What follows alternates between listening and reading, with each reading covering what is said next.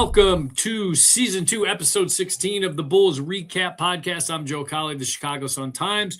You could obviously read me in the Sun-Times sports section, probably a Bulls story. You could follow me on X, Twitter, whatever you want to call it, at @JCowleyHoops. Football season's basically over for me, so follow is much easier for you. We got some smoke. We have some smoke. Do we have a fire? Don't know yet, but we have some smoke. So we got to bring in the crime dog when we got some smoke. So I love smoke. We got smoke. Obviously, the Trae Young deal is the big mover. And I don't think it was a one-off. When you're talking to executives and other people around the league, there's some big pieces that the teams are looking to move. The players even get the sense that. I got a nice chat with a couple of guys, including Kevin Huerter, the other day in Houston. And they like he said, both times he was traded, Atlanta and Sacramento, there's something in your gut where you kind of know. He does not have that feeling with the Bulls. That doesn't mean it's not going to happen.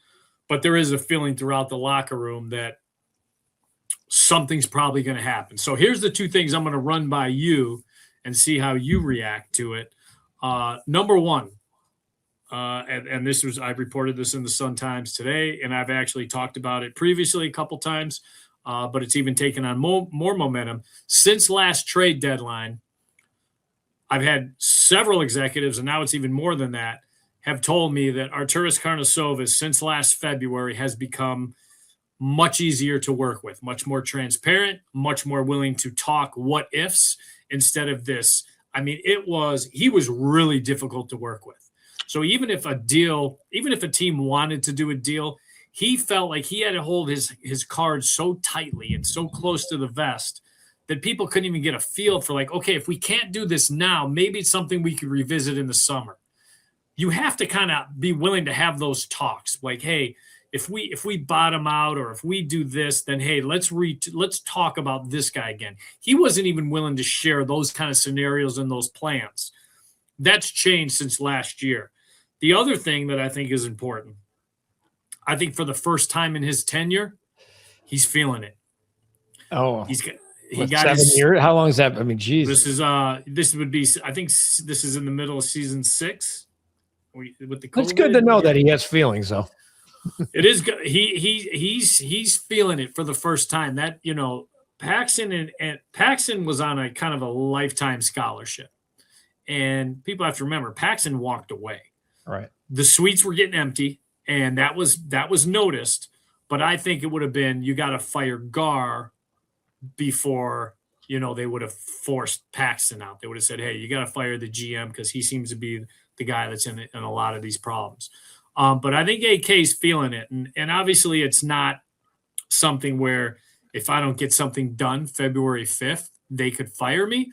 But I think for the first time, he's starting to feel a little more weight from up above where I don't think he has his entire tenure. So those are two good things, I think, that Bulls fans can say, okay, maybe there will be a proper path chosen and maybe there will be some kind of movement because – look, this is same old script.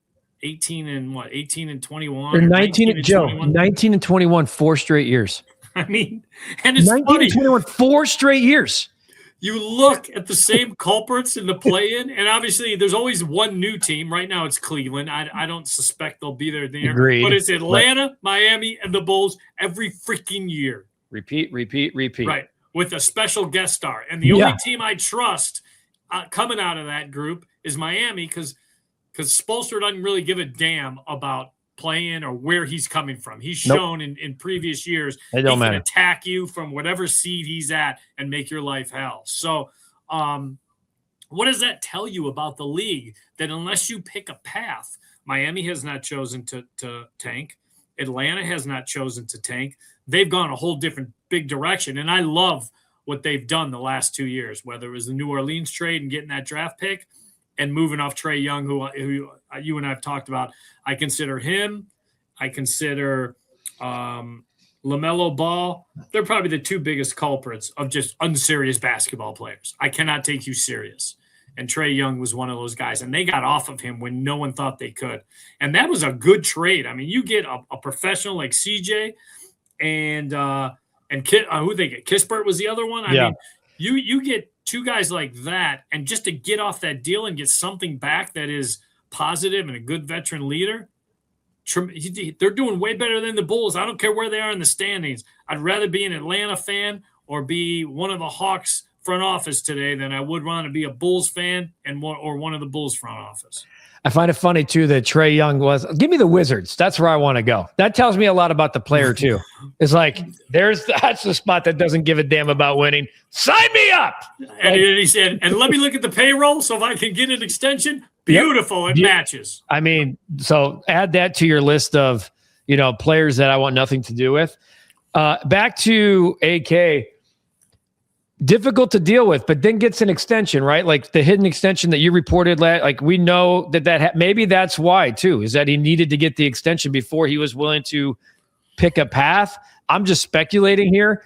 I mean, at some point, I hope we're seeing the empty suites at the United Center. They are showing themselves more and more. It's not about the holidays or the lack of matchup. This team, I look at you, we're taping this after the Utah game, and the Bulls. I did the recap last night, so I was dialed into the game, and I'm like, yeah. So when they win, I'm like, welcome to the recap. The Bulls win, yay! Am I supposed to be against Utah without Lowry? I mean, you know what they did? They ran the ball through Vooch last night, and that was awesome because when you do, it looks great, and Vooch can dominate, and he has a 30-point game. You get 7 guys in double figures, yada yada yada. But then, the next 3 games, they won't do that. But you're beating a Utah team that did pick a path and is more exciting. And yes, they didn't get the number 1 pick last year, but they have Ace Bailey. If the Bulls would have done that, tried to get the 1, and they ended up in the top 5 and ended up with Ace Bailey, don't you think Bulls fans would feel a hell of a lot more excited right now about being 14-26 than 19-21? And going, I know our path. There's a couple of dudes here. Let's go. Then what we have year in and year out right now, because even the path that's going to be chosen here, there should smoke. This should be more. There should be flames coming out of the Bulls locker room.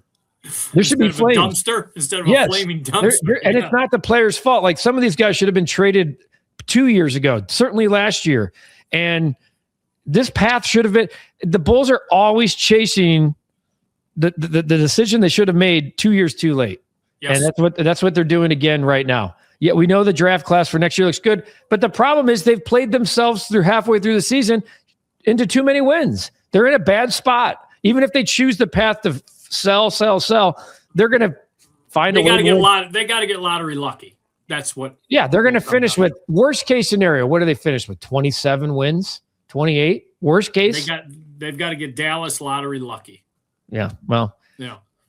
They've been lottery lucky has been the Bulls' slogan for the last 10 years. Here's something interesting, and why I like having you on, because obviously you do the White Sox thing. Wouldn't you venture to say that right now the White Sox, I think their fan base, and it's not as big, it's not as vast. They don't fill the butts and the seats like the Bulls do. But I would say their fan base has more to be excited about than the Bulls by a lot. Not even a debate. And what does that tell you about the state of the Bulls, that they are at least competing in a play-in? The White Sox the last 2 years have arguably have been one of the worst teams, and yet there's a buzz around them, whether it was getting the first pick or the Japanese guy or whatever it is. There seems to be more to hang on to and more to grip if you're a White Sox fan than a Bulls fan. I mean, what does that tell you about the state of the Bulls? It tells you everything you need to know. I mean, the White Sox do have more to hang on to. I mean, Colson Montgomery hit only Kyle Schwarber hit more home runs in the second half. I mean, think about that. So they have enough. There's not one guy that they're hanging on to. Yeah, the number 1 pick's great, but they have a base of 3 or 4 dudes, and they fell into the Japanese kid that could hit 40. He may not, but he could, and he wasn't supposed to be a White Sox. There was going to be a 5 or 6 year deal, and good for Chris Getz and company for getting creative enough to make a move. There's creativity in the front office with the White Sox that I haven't seen in the years prior at 35th and Shields, and certainly on West Madison. There's been zero. That's creativity doesn't actually go into that building whatsoever. It's I mean, the fact that we're talking about 19 and 21 4 years in a row, that's almost harder to do than anything else. It's almost harder to do than picking a path. That is, to do that, I would compare, is it harder to win 4 championships straight? 19 and 21. Or have the exact same record and be in the same crap spot 4 years in a row? 19 and 21. You can debate it. I mean, dude, it's like, that one turd that won't go down the toilet for whatever. It just keeps clinging on. That's kind of what the 19 and 21 after 4 years is. 100%. So all right, let's get into some particulars of what people feel they can do, what's out there. So the first thing, Coby White.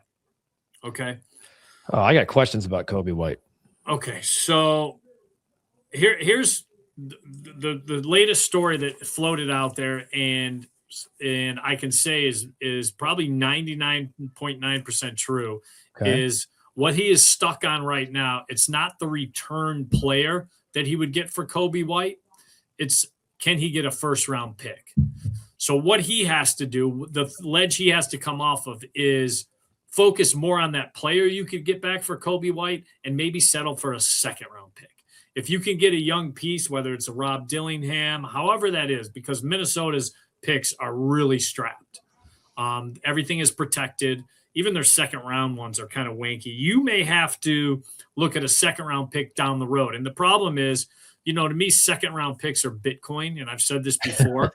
and basically it's how do you value that second round pick? Some hold second round picks as great currency. Arturas Karnisovas does not. And the bizarre thing is, they sell them. The bizarre thing is, that's where he made his name, because Joker was a second round pick for Denver. So the idea that these second round picks to them are meaningless or almost meaningless, he's got to get off that ledge, because if they mean something to another organization, then put one in your pocket so you can bill that to that other organization. So can I ask you a question real quick? Yeah. At some point, did the second round pick Joker, it's like saying Tom Brady, right? Like, oh, Tom Brady was a 6. I mean, at some point, there's a diamond in the rough. Right. You're not the chance of getting a Joker probably will never happen again. I mean, he could go down as one of the best big men ever. So that's not going to happen again. But you can get valuable second round guys. No, I'm not poo-pooing that. What I'm saying is, you're known at some point, the resume, you get further away. Oh, on his, yeah. I got what you're saying. Yeah. I think we're finding out that maybe he wasn't the genius behind that everyone thinks he was. So what to do with Coby White? And this will kind of flow into the second part. It might not be a Coby White deal. It might have to be Io. It might have to be Trey Jones. I think ideally, if you ask Billy Donovan, I can trade one of these 3 guys. It's either Trey, Io, or Coby. He would say, please don't trade Trey. So what does that tell you right now? So I think there are places that Coby can go, but he doesn't. I think he is a game changer for certain teams. He is not a game changer for the Chicago Bulls. And the only reason he's a game changer for certain teams is he stabilizes a position that is unstable for them. Houston Rockets, we just got to watch the Houston Rockets. The Fred VanVleet injury in the before the season started was catastrophic for them.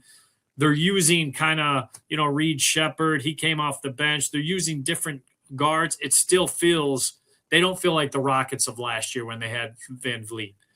To me, Coby instantly puts them in the top 4 of the West, where they are not right now, because he can move over to either guard spot. Same with Minnesota. Minnesota feels off. They're a really good team, but they're not a championship team. You put Coby on that team, because what he does in the fourth quarter is he gets the ball out of Ant's hands when they want it out of Ant's hands, and when they want to go ISO, he can play the off guard and he can shoot the 3 and he can do what he needs to do. So there are places where I think he is a game changer. It's not with the Bulls. They have the same record basically with him as they do without him this year. So that tells me he is not the difference maker. The star of the show for the Bulls, The best thing the Bulls have is the system. The system is the elite player for the Bulls, and that's only gotten them 19 wins. So what does that tell you? The best thing they have on their roster offensively is the system. Everybody else is just a piece in that system. They don't have a game changer. So that's why, yes, I do think they are doing their best to shop Coby, but he's got to take a step down and realize just move it. Just get him off the roster. So all of a sudden, Trey Jones, who has been on a minutes restriction, can kind of be the player that we think he can be. And then also it opens the door for Io. You see what he brings to you, and do you want to invest in him because he's going to be a free agent? So that's what I would do with the guards, because Josh Giddey isn't going anywhere. Nope. And Coby is not going to get the $30 million a year he originally wanted. No, he's played himself out of that. He's played himself out of that. This is one of the few times where a guy bet on himself, and I was all for it, and him betting on himself.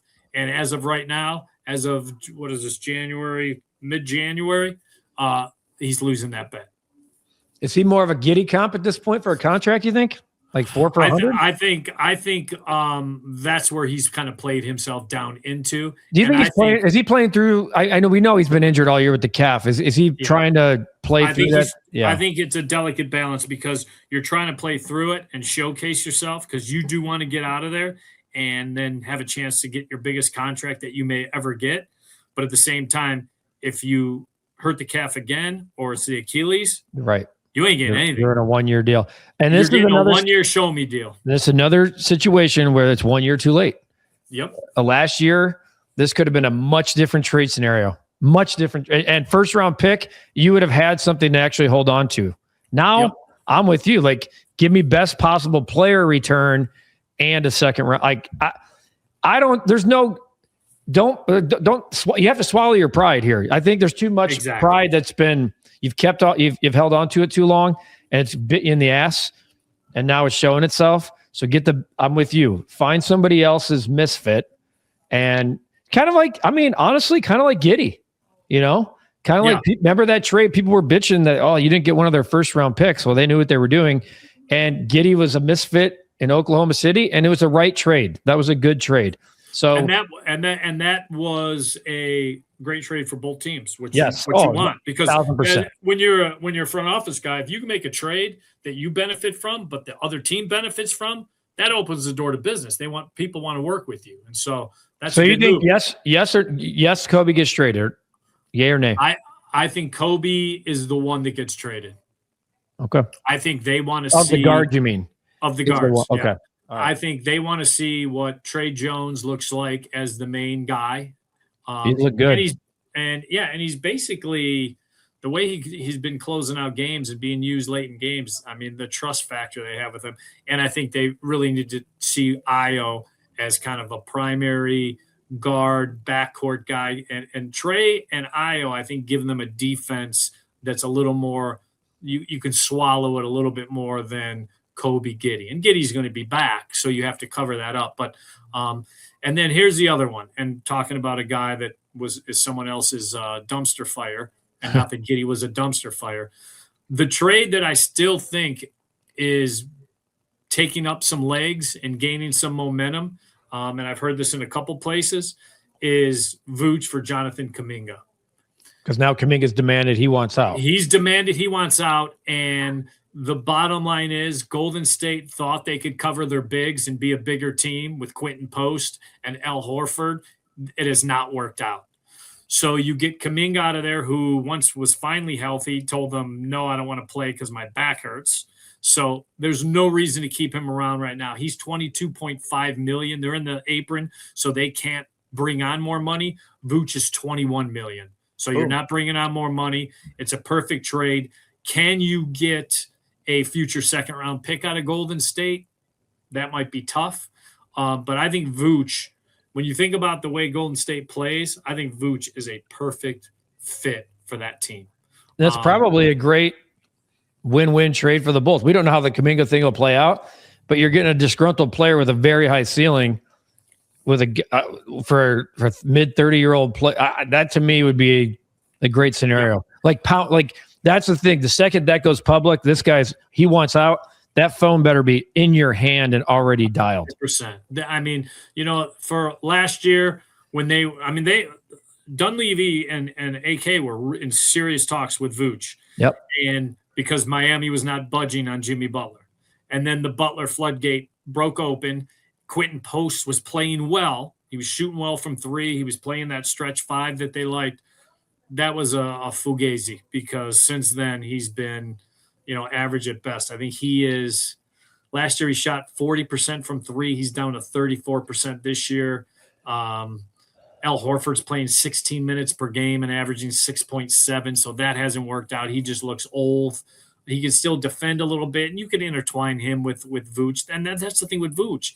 He could play down low if you want to go old school, throw it in the post. Yeah. And he can play that Golden State offense where he comes out. I mean, so I think Vooch great fit. The last 2 years. Yeah.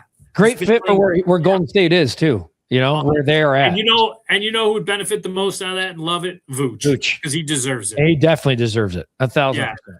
So I think those are the things to watch. Those are the things that I think could actually come into play. And the nice thing is you now have an executive, whether it's by hook, by crook, by force, by pressure, whatever it is feeling it that he's got to change the way he's conducting business since the last year. And I will say this, I broke this down in the Sun-Times like last week. His last three trades, the Lonzo Ball, Isaac Curl trade, good trade for the Bulls. Trade. The Cavs are looking to try and move Lonzo. He's been terrible for him. And, he was going to be the adult that finished games for them. I mean, the Cavs are in peril right now. And my feeling on the Cavs. They need to make one move. Tom Thibodeau, Coach. And everything's fixed. Yep. Everything is fixed. Kenny Atkinson, fraud, exposed, enjoy it. I mean, you literally had that was a podcast, I think. The entire thing. Yeah. And then before that was obviously the Caruso Giddey trade. And the other one, the Zach LaVine trade to bring in Herter, Collins, and Trey Jones. I think Billy, right now, if you got him in a room and asked him, would you rather have Zach LaVine or Trey Jones? Forget the other two. Would tell you Trey Jones, especially at that money. He would tell you Trey Jones. That's how much he loves that guy. And now you got Sacramento is like dying to get rid of him. Dying to get rid of Zach or DeMar. So the last three trades, as much as we rip AK, I give him gold stars. Now, the problem is he traded problems that he created. Right. Those are his own problems. Right.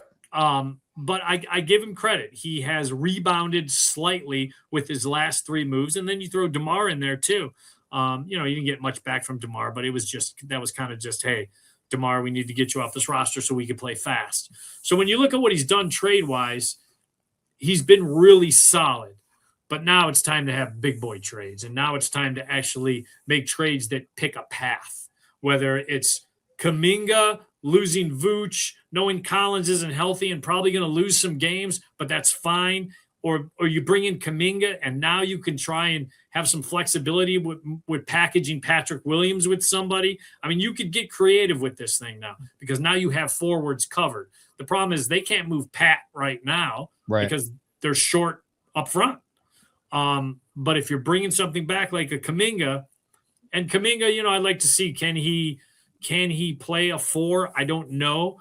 But, I mean, if he shows he can play a 4 and not just a 3, then that makes Modest a little more flexible because I think Modest is a better 3. So, it's sitting out there in front of him. I am not, privy to the phone calls he's getting. So the phone calls might not be going like we're hearing the rumors of and the feeling of. But then you got to make those phone calls and you got to push this thing. And so, but there is smoke. There is smoke.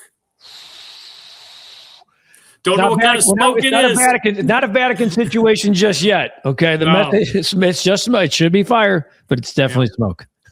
So that's the trade buzz. And we've got we got less than 3 weeks. Yeah.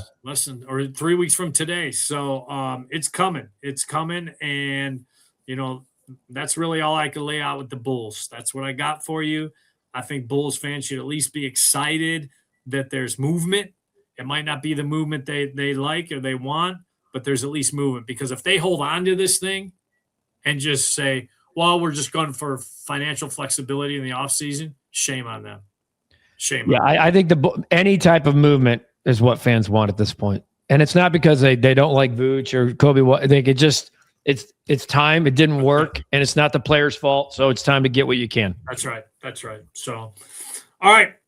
I'm going to go to the rant, get you out of here. Love having you. Crime Dog, You're the best. guy. All right, buddy. All right, here we go. Cowley Island. Stick with me on this one.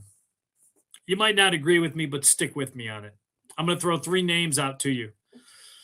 It's going to be hard for you to say, okay, what do those 3 names have in common? But stick with me. And I'm not in the underneath of a boat. Stick with me on this. I just realized my background. I look like I'm in a wooden boat. I'm in an undisclosed location. LeBron James. I know you hate him, Bulls fans, but too bad. He's best all-around basketball player I've ever seen. Tom Thibodeau, one of the best elite coaches I've ever covered or seen. Mike Tomlin, one of the best football coaches the last 20 years. What do they have in common? And why are they attacked with such venom?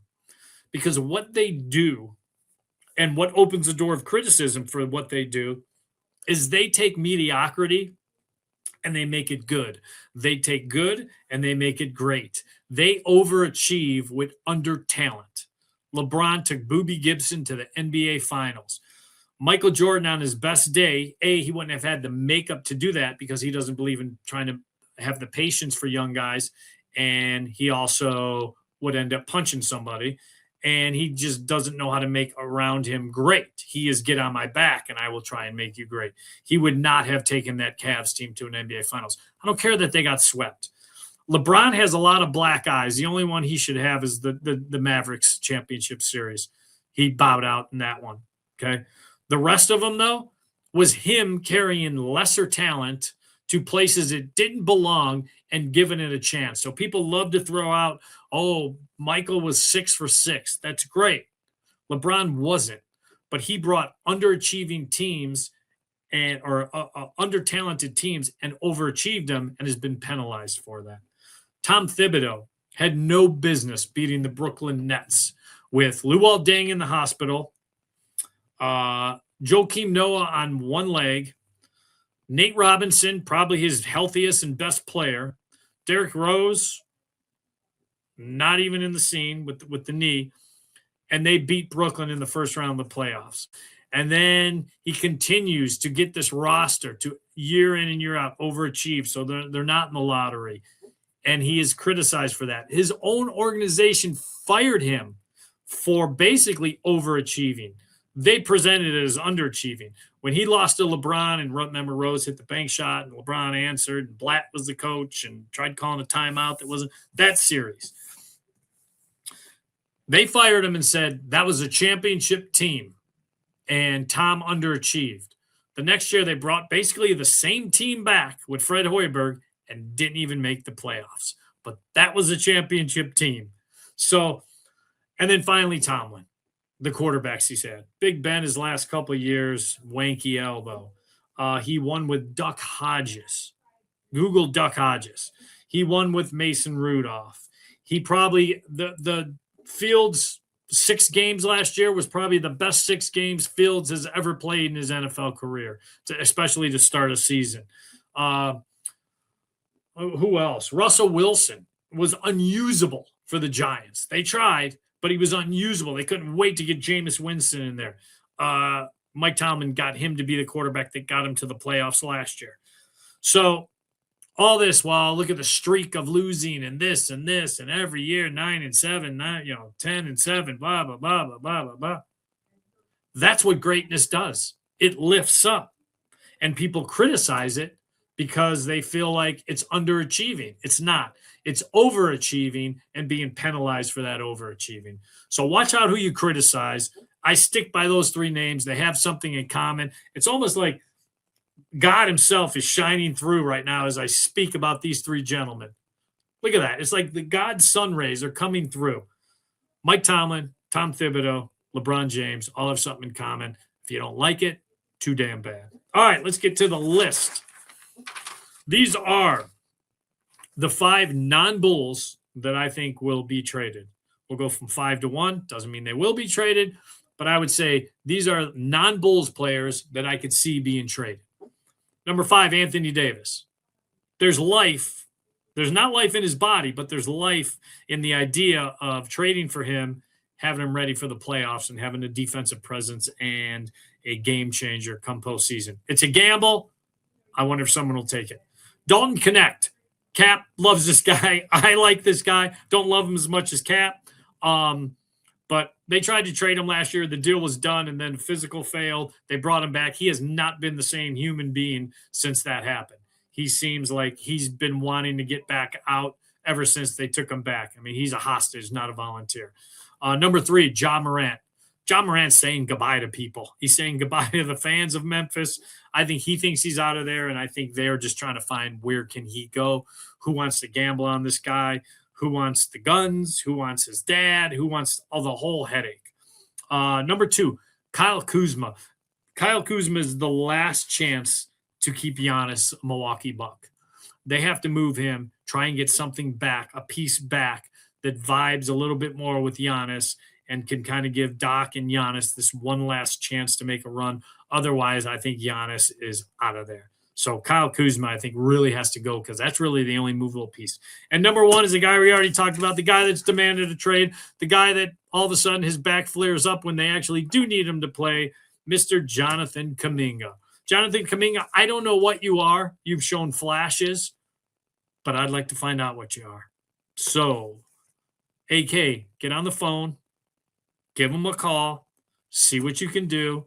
I'd like to see what Jonathan Kuminga looks like as an everyday player who's not faking a back injury and is not a hostage and is out there trying to make a name himself for this league. He's already got a contract. You know what he costs for the next couple of years. You're fine there. Can he develop into a solid NBA player and take the Josh Giddey route? So that's it. That's it for me. And the Crime Dog. Awesome, bro. Glad you jumped in. Love doing it with you. Little White Sox Bulls crossover because of the same ownership and different mentality from that right now. So until next week, I got next.